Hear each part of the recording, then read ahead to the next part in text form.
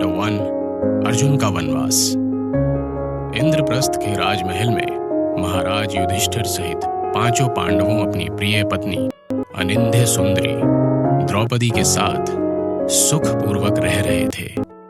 द्रौपदी को एक वरदान के कारण 5 पतियों का वरण करना पड़ा था। देवऋषि नारद ने इस आश्चर्यचकित कर देने वाले विवाह का संबंध भविष्य से जोड़कर पांडवों को परामर्श दिया था कि वो सभी द्रौपदी के साथ संबंध में नियमों का पालन करें, जिससे उनमें किसी प्रकार का पारस्परिक क्लेश उत्पन्न ना होने पाए। इसके बाद पांचों पांडवों ने द्रौपदी का साहचर्य पाने के बारे में कुछ नियम निर्धारित किए। इन नियमों के अनुसार द्रौपदी को अपने पतिव्रत धर्म को निर्वाह करते हुए प्रत्येक पति के साथ नियत समय तक रहना होगा। जब वो किसी एक के साथ एकांतवास में होगी तो दूसरा कोई भी पांडव किसी भी दशा में वहां प्रवेश नहीं करेगा। यदि भूलवश भी कोई किसी के द्वारा ये नियम भंग हुआ तो उसे 12 वर्ष के वनवास का दंड भोगना होगा। पांचों पांडवों ने इस नियम को स्वीकार किया। दैवयोग से एक दिन एक दरिद्र ब्राह्मण की गायों को कुछ लुटेरों ने छीन लिया। वो रोता हुआ पांडवों के पास आया। उस समय अर्जुन से उसकी भेंट हुई तो उसने अपनी व्यथा उन्हें कह सुनाई। हे कुंती नंदन, धर्मराज युधिष्ठिर के न्याय और धर्म की कीर्ति 10 दिशाओं में फैल रही है।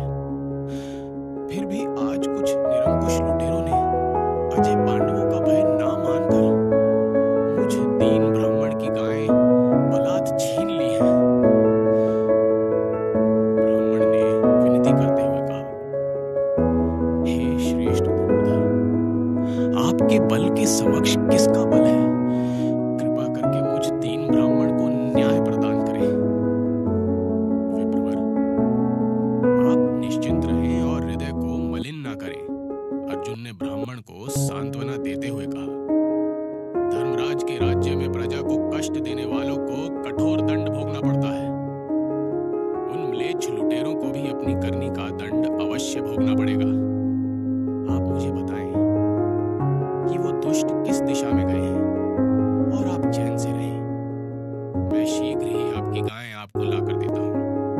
ब्राह्मण ने संपूर्ण वास्तु स्थिति से उन्हें परिचित करा दिया। ब्राह्मण की बात सुनकर कुछ क्षण अर्जुन ने विचार किया और फिर सेवकों को आज्ञा देकर ब्राह्मण को सम्मान के साथ अतिथि गृह में भेज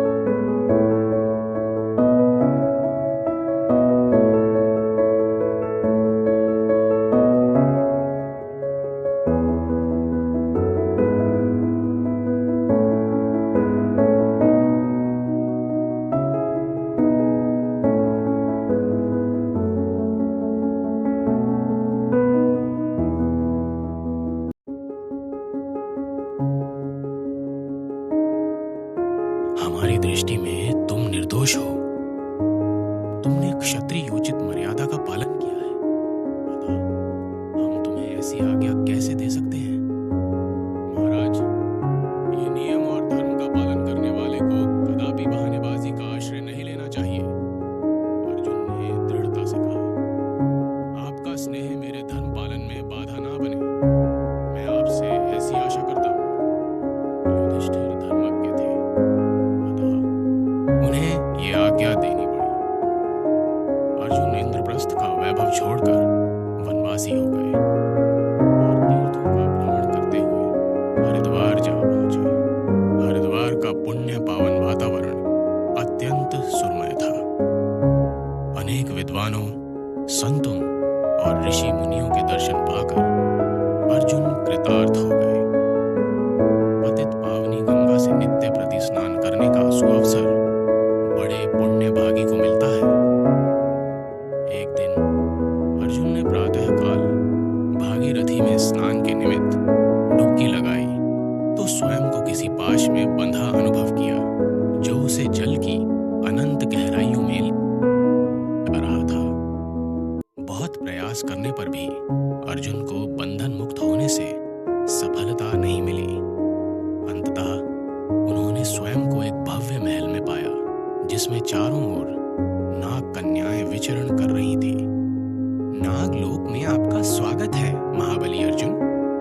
एक अनिंद्य सुंदरी नाग कन्या ने अर्जुन को प्रेम पूर्वक निहार कर कहा, मैं ऐरावत वंश के नागराज कौरव की कन्या उल्पी हूँ।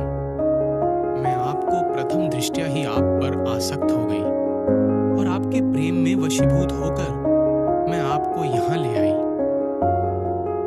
मैं प्रेम में विवश हूँ, अतः मुझसे ये अपराध हुआ, परंतु आप मुझे दया की पात्र समझें और अपने प्रेम से मेरे हृदय को सिंचित करें।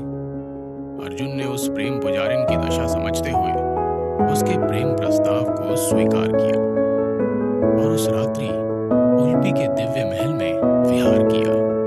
जब अर्जुन वहां से चले तो उल्पी ने उन्हें सभी जलचरों से अभयदान का वर दिया और अपने प्रेम को चिरस्मरणीय रखने का प्रण किया।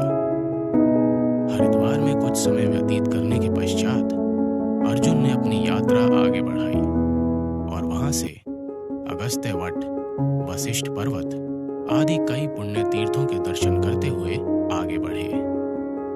अंग बंग आदि देशों का भ्रमण करते हुए वो कलिंग देश जा पहुंचे। कलिंग देश के राजा चित्रवाहन ने उनका भव्य स्वागत किया और अपने महलों का आतिथ्य स्वीकार करने की प्रार्थना की। राजन, इस समय मैं वनवासी हूँ। अर्जुन ने अपनी स्थिति स्पष्ट करते हुए कहा, इस नियम के अनुसार मुझे पृथ्वी लोक के किसी भी नरेश का वैभवपूर्ण आतिथ्य अस्वीकार है।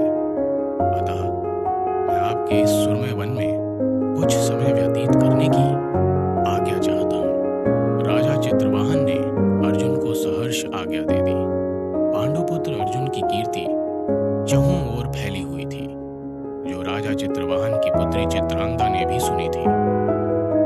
जब उसने सुना कि राजसी उद्यान में अर्जुन ठहरे हुए हैं, तो वो उनकी एक झलक पाने का लोभ सवरण ना कर सकी। जब वो उद्यान में अपनी सखियों के साथ पहुंची तो अर्जुन का कामदेव जैसा स्वरूप देखकर उनके प्रेम में बंध गई। कुछ ऐसी ही दशा अर्जुन की भी। रूप लावण्य अप्सराओं जैसा था। अर्जुन का हृदय भी उसके प्रेम में आसक्त हो उठा। चित्रांगदा जब अपने महल में लौटी तो जैसे वो अपना सब कुछ उद्यान में छोड़ आई थी। अब वो उदास रहने लगी। राजा चित्रवाहन को जब इसके बारे में पता चला तो वो गहन सोच विचार के बाद अर्जुन के पास गए। हे नरश्रेष्ठ, राजा चित्रवाहन अर्जुन से बोले, मेरी पुत्री चित्रांगदा आपसे अतिशय प्रेम करने लगी है। इसी प्रेम के कारण वो खाना पीना, सोना और मुस्कुराना तक विस्तृत कर चुकी है। आप मुझ पर कृपा करें और मेरी पुत्री का वरण करें, अन्यथा वो यूं ही अपने प्राण त्याग देगी। महाराज, अर्जुन ने विनयपूर्वक कहा, सत्य तो ये है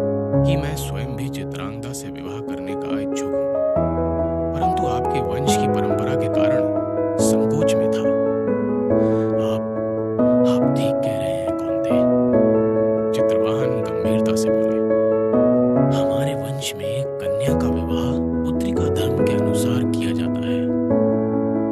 आप हमारी प्रार्थना स्वीकार करें और हमारी पुत्री के प्रेम तथा हमारी परंपरा दोनों का सम्मान रखें। अर्जुन ने राजा चित्रवाहन का निवेदन स्वीकार किया और चित्रांगदा का वरण किया। वहां अर्जुन कई वर्ष तक अपनी पत्नी के